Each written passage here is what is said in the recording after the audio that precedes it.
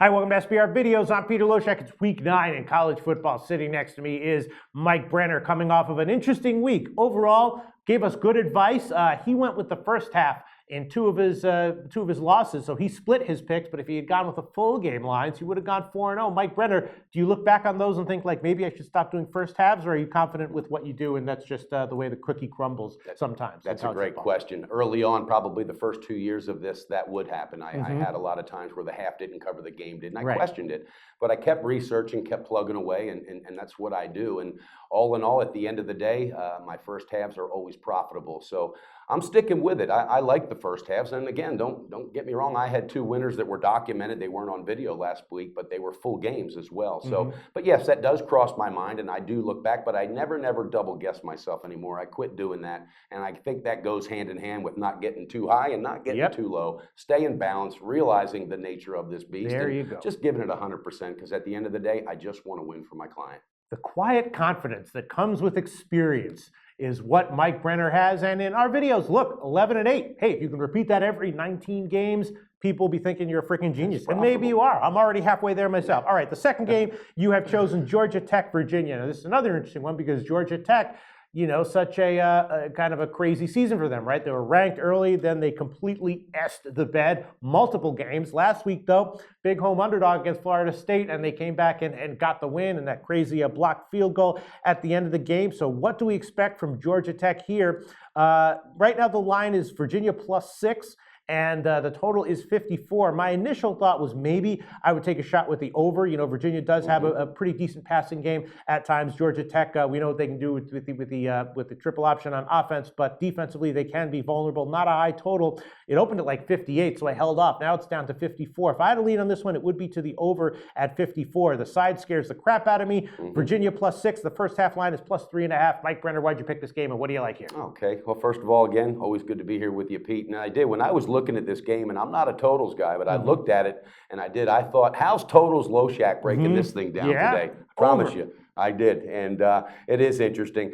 This game is just compelling to me. Georgia Tech really hurt me bad several weeks back, and I put them on what's called the never use again list. Yes, and we all have one. We all have those lists. And it's a good list to have. It is. I throw darts at it. I got stories about that. But I did put them on that list. I was furious because 80% of the talent from this team that was in the hunt for a national championship last year, 80% of that talent returned. And they have, like you said, absolutely up and down. They can't figure it out. And I think last week was a step in the right direction. So I'm jumping all over this play, and it's not a first half. Wow, Georgia Tech -6 on the full game. You like here? I do. All right, so I guess you know, for anyone who's trying to enlighten themselves a little bit more, why did Georgia Tech struggle so much for the bulk of this? Well, first of all, if you look at who they played, the teams they played in the beginning of the year maybe didn't look quite as formidable as they look now. They did play kind of a tough schedule, and here against Virginia will be a little bit of an easier assignment. I actually did bet them and like them last week against Florida State. So yes, so why did well, although I also like the over in that one, which lost, but why do you think that Georgia Tech struggled so much for the bulk of the year, and why do you think that you like them now, and it appears that you think they're going to make a late season turnaround? Okay, well, if I did have that answer, that's the $64,000 question. You know, it really is.